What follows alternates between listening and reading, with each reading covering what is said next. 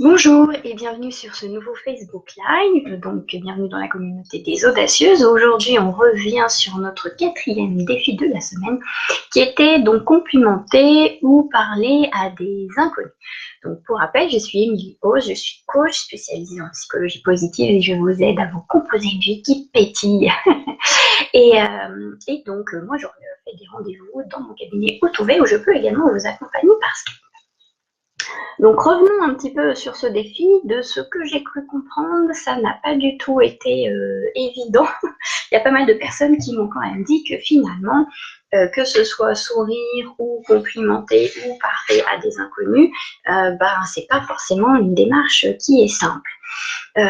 Effectivement, hein, moi-même, la première chose à laquelle je me suis confrontée, je pense, c'est sortir de la peur du rejet, de la peur d'importuner, de la peur d'être jugé par les autres. Je le vois bien hein, quand on marche dans la rue, même quand je suis allée en rando, on baisse un peu les yeux, on ne se dit pas bonjour, ou on ne sait pas, alors dans le doute, on baisse les yeux. Donc moi j'essaie de le pratiquer déjà un peu comme ça, c'est-à-dire que quand je marche, je relève la tête et je dis bonjour aux gens qui passent. Telle a été ma première partie, on va dire, du défi. Et c'est vrai qu'en fait, donc bonjour à toutes, hein, je vois que vous êtes plusieurs à être connectés. Merci d'être là. Ce que je vous propose, c'est pendant que je parle un petit peu là, de me mettre en commentaire, du coup, comment vous avez vécu l'expérience, que vous avez réussi à faire, ou ce que vous n'avez pas réussi à faire, et ce que ça vous a du coup apporté si vous l'avez fait, ou ce qui vous a aussi peut-être bloqué si vous n'avez pas réussi entre guillemets, hein, ce défi. Donc mettez-moi ça en petit commentaire, comme ça je peux répondre en même temps. Et donc je disais voilà que souvent on marche plutôt en baissant les yeux, parfois quand on croise quelqu'un qu'on ne connaît pas. Donc moi j'ai essayé de relever le défi en disant je relève la tête et je regarde les gens et je leur dis bonjour.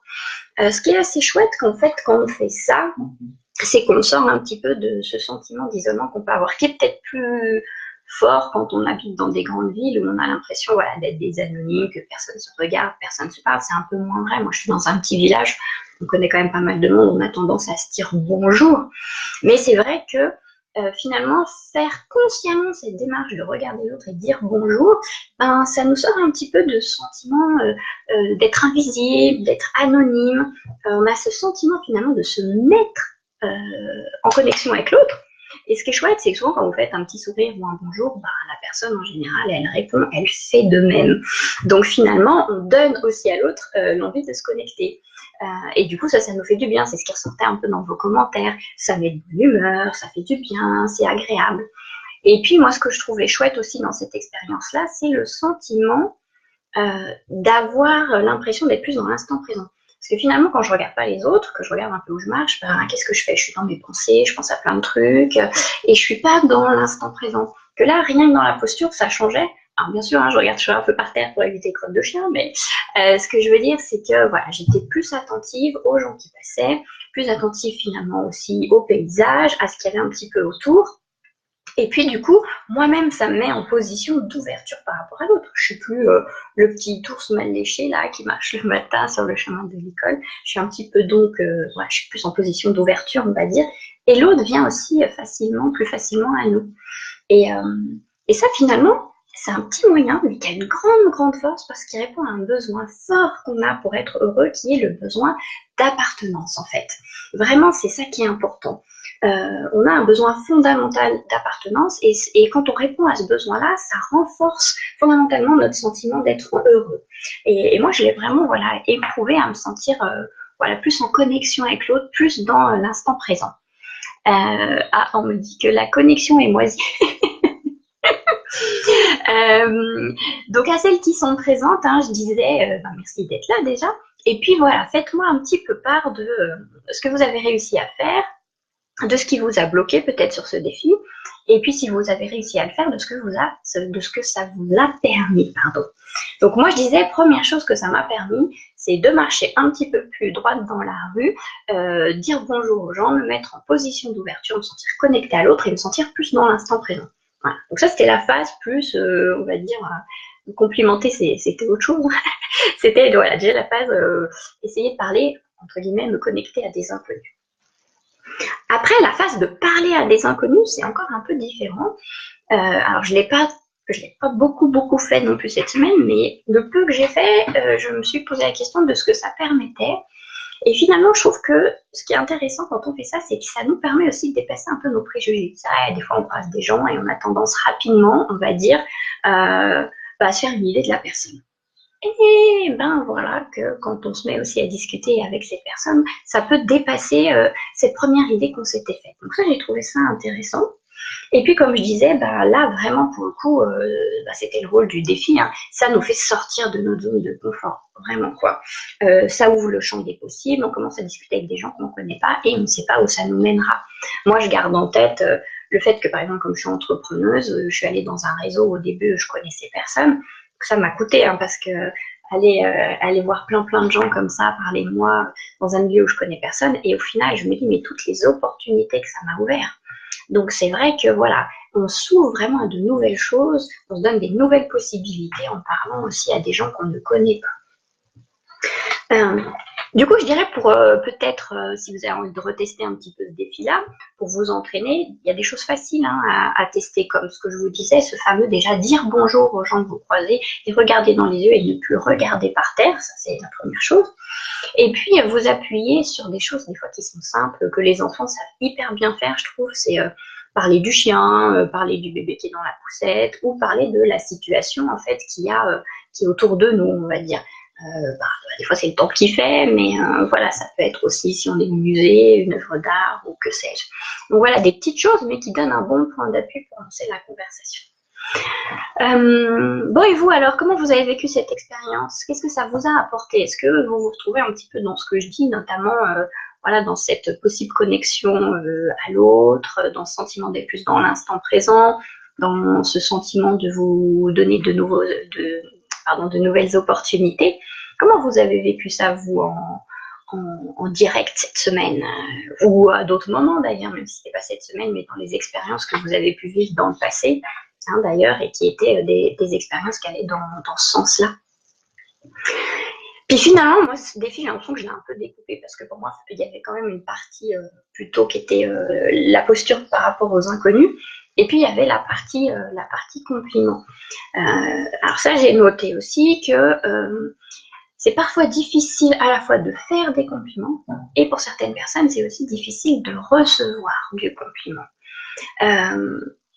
Pour vous, si vous êtes vraiment dans ce cas de difficulté à énoncer des compliments ou de difficulté à recevoir du compliment, vraiment essayez de voir ce qui se passe en vous à ce moment-là. C'est un petit peu ce qu'expliquait Delphine là, dans son expérience avec des jeunes. C'est voilà, qu'est-ce qui se passe dans le corps, quelle émotion est présente et qu'est-ce que je me dis à ce moment-là. Voilà, parce que des fois sur les compliments, moi je vois en coaching, hein, j'ai plusieurs réactions différentes, mais oula, s'il me fait un compliment, ça me met la pression pour la prochaine fois parce qu'il va falloir que je fasse aussi bien. Oulala, il me fait un compliment, non, c'est exagéré, je suis pas tellement comme ça, mince, maintenant il croit que je suis une warrior. En France, on est un peu aussi dans cet état d'esprit, notamment au travail, hein, on a du mal avec le compliment parce qu'on a l'impression que ça peut entraîner du relâchement, en fait, si on complimente l'autre. Alors que c'est faux, au contraire, ça booste l'estime de soi, ça booste la confiance en soi et ça donne envie, normalement, d'aller encore plus loin. Donc, le compliment, c'est très très bon. Il faut en abuser aussi bien en donner qu'essayer d'en recevoir. Donc, si vous n'êtes pas à l'aise avec en tout cas la réception du compliment, peut-être juste dans un premier temps, pas dire merci, hein, pas plus, pas moins, mais voilà, simplement remercier la personne et voir un petit peu ce que ça vous fait. Donc j'ai pas de retour là pour l'instant sur vos expériences. Je sais qu'il y en a beaucoup qui m'ont dit que ça avait été difficile. Pour celles qui sont là, un petit mot là juste pour me dire comment c'était pour vous. Comment vous l'avez vécu et puis ce que vous en tirez comme conclusion, c'est surtout ça qui est important, parce que là je tire les miennes, mais il y a les vôtres aussi qui sont importantes. Et pour cette histoire de compliments, je voulais quand même rappeler un point important en psychologie positive, c'est ce qu'on appelle le ratio de Losada. Le ratio de Losada qui dit que pour avoir le sentiment d'avoir des relations épanouies avec les autres, on doit être à 3 interactions positives pour une interaction négative. Donc, complimenter l'autre, remercier l'autre, noter ce qui est fait de bien, c'est aussi important pour avoir ce sentiment d'être bien avec l'autre. Donc voilà, le compliment, le bonjour, le merci, le sourire est une sorte d'interaction positive. Donc vous pouvez vraiment en abuser, j'allais dire.